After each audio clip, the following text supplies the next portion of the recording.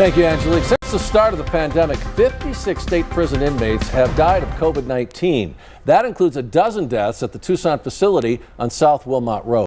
News 4 Tucson's Lupita Murillo has been digging deeper into the conditions inside those prisons. Earlier this month, the Department of Corrections announced that boosters would be provided to inmates. However, the vaccine remains voluntary for both inmates and corrections officers.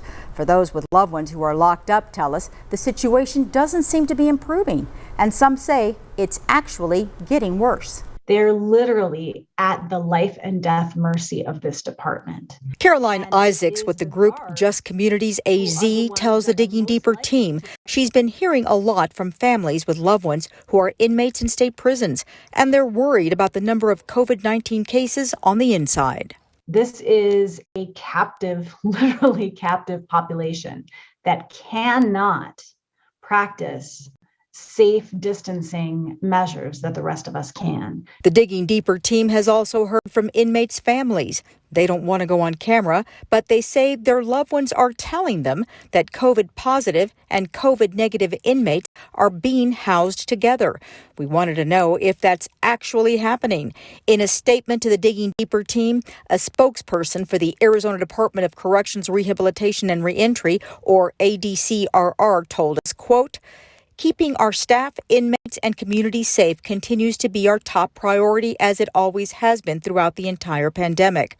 We separate COVID-positive inmates and place them in quarantine. Potentially exposed are cohorted together and tested regularly. Everything is sanitized after their use on an ongoing basis." End quote.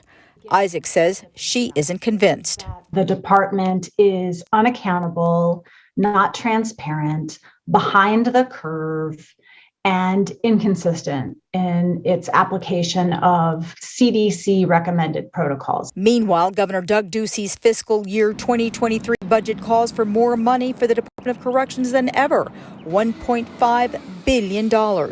His request comes even as the number of state prison inmates has dropped since the pandemic hit, down from more than 42,000 inmates at the end of 2019 to approximately 34,000 today.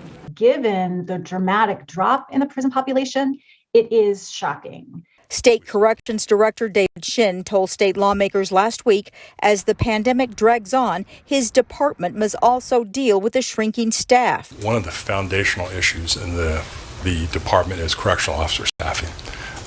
We have seen an uptick in vacancies. But it doesn't stop there. Right now, the Corrections Department is also in the midst of a landmark prison health care trial over accusations of unconstitutional conditions in the state prisons. Digging deeper, Lupita Murillo, News 4 Tucson.